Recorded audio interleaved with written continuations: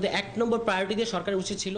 জাতীয় নাগরিক party NCP vote দেওয়ার বয়স 16 বছর আর নির্বাচনে প্রার্থীর বয়স 23 বছর করার প্রস্তাব দেবে জাতীয় ঐক্যমত্য কমিশনের কাছে। শনিবার সকালে রাজধানীর রূপায়ণ সেন্টারে জরুরি সংবাদ সম্মেলনে একথা জানান দলটির যুগ্ম আহ্বায়ক সারোয়ার তুষার। তিনি বলেন, আগামী রোববার জাতীয় ঐক্যমত্য কমিশনের সংস্কার সুপারিশমালা জমা দেওয়া হবে। সেখানে ভোট দেওয়ার বয়স 16 বছর এবং নির্বাচনে প্রার্থী হওয়ার বয়স 23 বছর করার প্রস্তাব করবে এনসিপি। ভোটার বয়স, ভোট দেওয়ার বয়স, সেটা আমরা মনে করেছি যে 16 বছর বয়স থেকে হতে পারে। এটার কারণ হচ্ছে এবারের আন্দোলনে, এটা আমরা আগামীকাল খুব জোর দিয়ে বলবো যে এবারের গণ অভ্যুত্থানে মূলত আপনারা বা সারা বিশ্বে এটাকে জেনজির অভ্যুত্থান হিসেবে বলা হচ্ছে।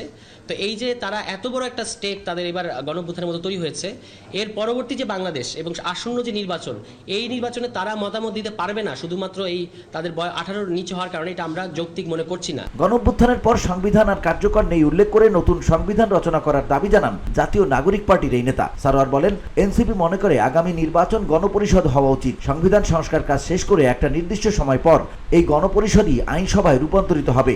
আওয়ামী লীগ এখন পরিষ্কারভাবে একটা দেশ বিরোধী শক্তি এবং ভারতের agent.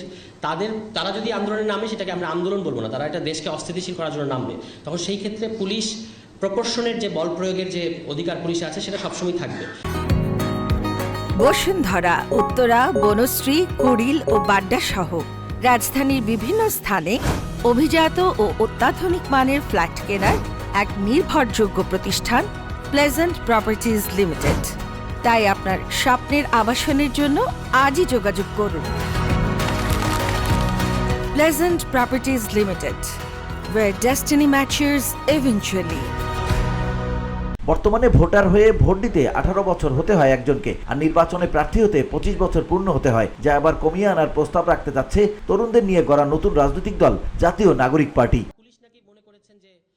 VOD Bangla news desk.